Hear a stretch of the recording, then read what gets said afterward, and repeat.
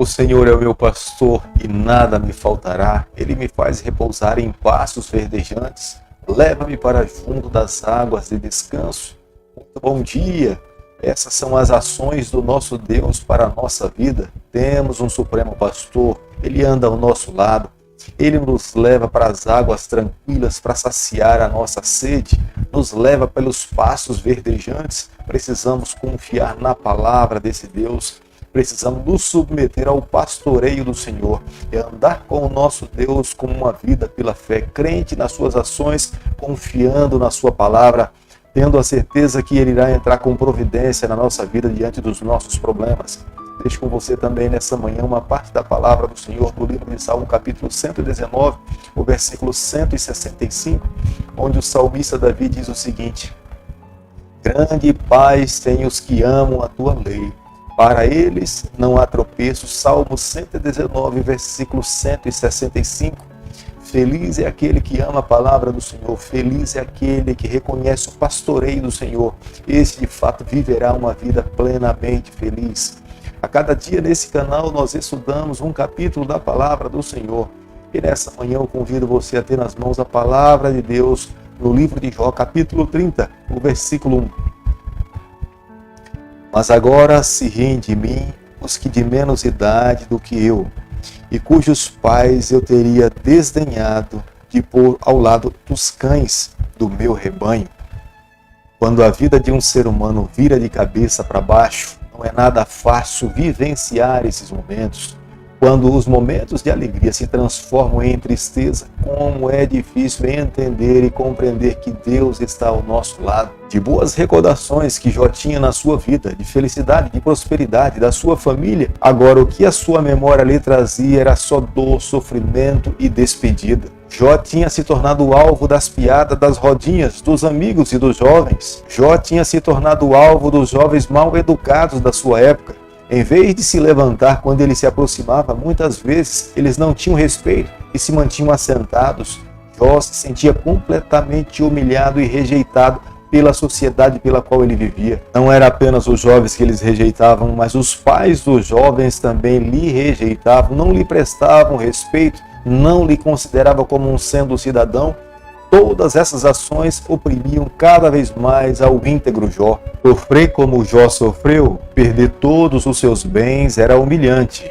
Mas sofrer a afronta dos amigos, dos jovens e da sociedade era muito pior. Era isso que Jó estava lamentando nesse momento. Não apenas os seus amigos lhe abandonavam e lhe acusavam injustamente, mas a própria sociedade lhe rejeitou. Até a sua posição de respeito que ele tinha conquistado na cidade, de um ancião, de um homem sábio, de um conselheiro, esse respeito ele perdeu. Infelizmente, naquela época, os mais jovens zombaram de Jó. Infelizmente, hoje em dia também pode acontecer o mesmo conosco. Pessoas que perderam tudo na vida, pessoas que têm alguma limitação física, pessoas que já sejam consideradas como sendo extremamente idosas. Mas essa classe excluída deveria ter uma compreensão. O olhar de Deus para essa classe é um olhar de amor. Deus é o nosso Criador. Todos os filhos que se encontram nessa terra são passíveis de perder alguma capacidade em algum momento, mas Deus ama todas as pessoas que se encontram e que estão excluídas nessa terra. Como nós podemos ler no versículo 4 do capítulo que nós estamos estudando nessa manhã, a malva e o zimbro era uma planta que não era comestível naquele tempo.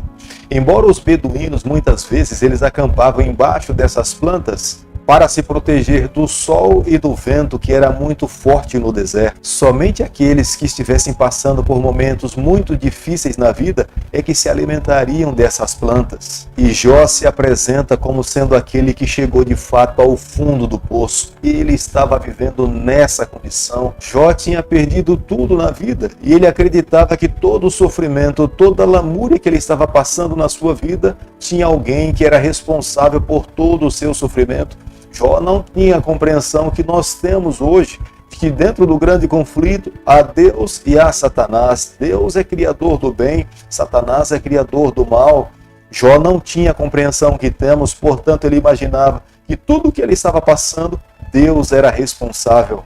Ele já não mais tinha condições de conjugar a palavra o que é felicidade, apenas vivia das suas lembranças, mas o seu presente era muito real. Ele teve que viver como os paupérrimos viviam na sua época. A harpa dos músicos daquela época, que se reuniam para expressar alegria, felicidade a uma festa, as mesmas harpas se reuniam nesse momento para expressar luto, dor, tristeza e o sofrimento que Jó estava passando. Jó expressava a amargura do seu coração diante dos seus amigos e diante do seu Deus. Jó olhava para si mesmo e reconhecia uma coisa: ele conduziu a sua vida pelo melhor caminho, buscou fazer o bem a todas as pessoas, mas nesse momento ele estava recebendo em troca do bem que fez, o mal. Estava sendo encoberto com trevas enquanto tentou trazer luz para a vida de outras pessoas. Ele somente tinha plantado as boas sementes, mas agora estava colhendo ervas daninhas. Jó tentou viver o amor para com todas as pessoas, mas nesse momento ele estava recebendo a dor e a rejeição da sociedade. Jó tentou promover a paz no meio da sociedade, mas ele foi jogado agora no meio de uma terrível tempestade. Buscou na sua vida ajudar muitas pessoas, mas nesse momento procurava alguém para lhe ajudar e não conseguia encontrar ninguém. Acredito que muitas pessoas como Jó hoje estão se perguntando: até quando, Senhor, eu irei continuar nesse sofrimento? Até quando eu irei continuar caminhando pelo vale da sombra da morte? Quando é que eu vou me conseguir viver livre por completo? Quando é que o Senhor irá voltar aqui a essa terra para nos resgatar desse mundo de pecado? Tanto sofrimento, tanta dor, tantas lutas, tantas perdas. Até quando? Tenha certeza de uma coisa. Na Bíblia nós encontramos em torno de 50 vezes alguém se perguntando para o Senhor: até quando? Somente o Salmo 13 fala a respeito disso 4 vezes. Até quando? Até quando, Senhor, há de esquecer de mim para sempre? Até quando vai esconder o seu rosto de mim? Até quando consultarei com minha alma e terás tristeza a cada dia de mim? Até quando se exaltará sobre mim o meu inimigo? Até quando nós veremos o mal prevalecendo contra o bem? Até quando nós veremos a injustiça prevalecendo contra a justiça? É por isso que nessa manhã nós precisamos nos voltar para o nosso Deus, clamar pela intervenção divina, mantendo a nossa fé na esperança de vermos o céu se abrir, Jesus Cristo voltar, buscando os seus filhos, os mortos em Cristo, ressuscitando do pó da terra, se encontrando com os seus queridos e vivendo com o nosso Deus por toda a eternidade. Tenho certeza que nesse dia será o nosso próprio Deus que irá dizer: não mais dor, não mais morte, não mais sofrimento, não mais angústia, não mais pandemia, e nós estaremos livres de todo pecado, de todo sofrimento. Satanás será lançado dentro do lago de fogo e enxofre. Ele e os seus anjos serão destruídos, e o povo de Deus será resgatado dessa terra. E um dia, ao lado do Senhor, nós teremos resposta para todas as nossas perguntas. Tenho certeza que há muitas pessoas que nessa manhã gostariam de ter resposta para suas perguntas, mas não tem, como aconteceu com Jó. Mas um dia, ao lado do nosso Deus, assentado na Nova Jerusalém, o nosso Salvador Jesus Cristo irá nos apresentar um dos porquês dessa vida, e nós estaremos livres de todo sofrimento e viveremos com o nosso Deus por toda a eternidade. Querido Pai, nessa manhã nós nos colocamos, abrimos o nosso coração, queremos ser do Senhor por toda a nossa vida.